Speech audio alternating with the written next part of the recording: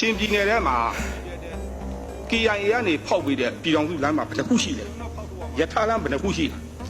မျိုးစုံမဲလုံးပြောတာကြားတယ်မလားကချင်ပြည်နယ်မှာ KIA ကလမ်းဘယ်နှခုဖောက်ထားပေးလေတဲ့ယထာလမ်းဘယ်နှခုဆောက်ထားပေးခဲ့လေတဲ့ဒါဆိုလို့ရှိရင်စစ်တပ်ကကောမြေပြဘေးလမ်းနဲ့ဖောက်ပေးခဲ့လို့လေနော်အခုမင်းအောင်လာရဲ့တမီခရီးတက်မဟိုမှာရန်ကုန်ကန်တရာclinic view စေးရုံဆိုတာအဲ့ဒါပီတူပိုင်မြေလေနော်သူတို့ကြတော့အထူးတန်ဝန်တိုင်ကြီးနဲ့မှာချန်စီတွေလက်စစ်တွေလွတ်ပေးမှလေဘယ်ပတ်စံတယ်လောက်ချမ်းသာနေကြလေရတက်မိုးခုနေငါမလို့ကြတဲ့ဝေစုထားလားအရင်တော့က NLD အစိုးရမတက်လာခင်တုန်းကပေါ့နော်တင်းစေအစိုးရလက်ထက်တုန်းကလေငါတို့ရွာမှာလမ်းခင်းတာအဲ့ဒီမှာကြောက်သားတွေဆိုလို့ရှိရင်ခွဲထားတဲ့ကြောက်ကတကျင်းဆိုဘလောက်နော်ကြောက်တေးလေးဆိုလို့ရှိရင်တကျင်းဆိုဘလောက်လေသူတို့ဝေတာ9ကျင်းလောက်ဝေတယ်အထက်ကိုတင်ပြတာ10ကျင်းလောက်လှုပ်ရှားသွားကြတယ်သိတယ်မလားပြီးလို့ရှိရင်ဆက်မောင်းတာပေါ့နော်အမလမ်းခင်းတဲ့ချိန်ဆက်တွေ30သိတယ်မလား buff 4တွေလေအဲ့ဒါတွေဆိုလို့ရှိရင်လည်းစီတွေတပီပါဆိုလို့ရှိရင်သူတို့2ရက်လောက်ပဲမောင်းတာခိုးထုတ်ပြီးမှရောင်းစားကြတာဒါမျိုးလက်ပေးလက်ယူတွေပေါ့သိတယ်မလားဒရောင်းစားတွေကလေဒါကြောင့်ငါတို့မြန်မာပြည်မှာအခုချိန်ဒီလက်ပေးလက်ယူဆိုတာကိုယ့်ရဲ့ယဉ်ကျေးမှုထဲမှာစိတ်ဝင်သွားတဲ့သဘောရှိနေရတယ်သိတယ်မလားအေးဒီနိုင်ငံမှာလည်းမရှိတာမဟုတ်ပါဘူးရှိပါတယ်အနေကျင်းလောက်ပဲလေဟိုတခါငါစီမှာအဲကွန်းလာပြင်သွားတာပေါ့သိတယ်မလားဘေတုံးကပြင်သွားမှန်းတော့မသိတော့ငါတော့မလေးအမမဟုတ်ဖို့မပြောနဲ့နော်အမလက်ဖေးတစ်ခွက်တော့မတိုက်လိုက်ရအောင်နော်အတိကငါတို့မြန်ပြဒီဒရောင်းစားတွေအုပ်ချုပ်သွားလေနော်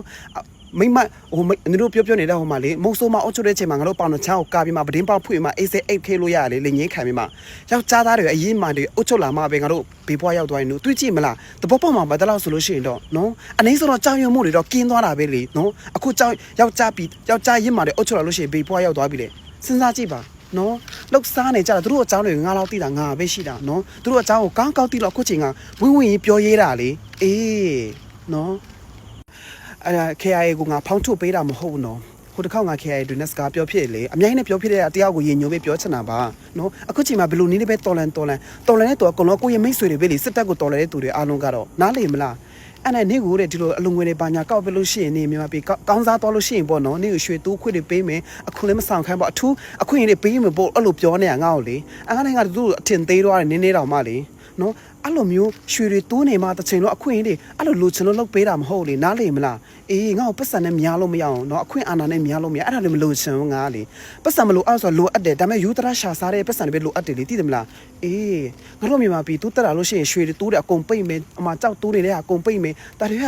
မြေတိုက်စားတယ်ဘေးအန်ဒီရရန်ရှိလေတဘောကဘေးအန်ဒီရရန်ဖြစ်သွားတတ်တယ်လေသိတယ်မလားအားကြောင့်အဲ့လိုလုပ်မယ်ဆိုတော့မစင်စားဘူးကိုအာနာရလာပြီနော်ကိုမရအောင်ကိုနိုင်သွားပြီဆိုလို့ရှိရင်တော့အခွင့်အာဏာတွေဘယ်လိုယူရမလဲအဲ့လိုစဉ်းစားနေပြီကနေရတယ်နင်တို့လေနော်ဦးနောက်အခုကနေပြင်ထားကြအောင် KIA တမားတွေလေနားလေမလားအေးငါတို့လူတွေကိုအတိကပညာရေးစနစ်တူတက်လာအောင်နော်သိတယ်မလား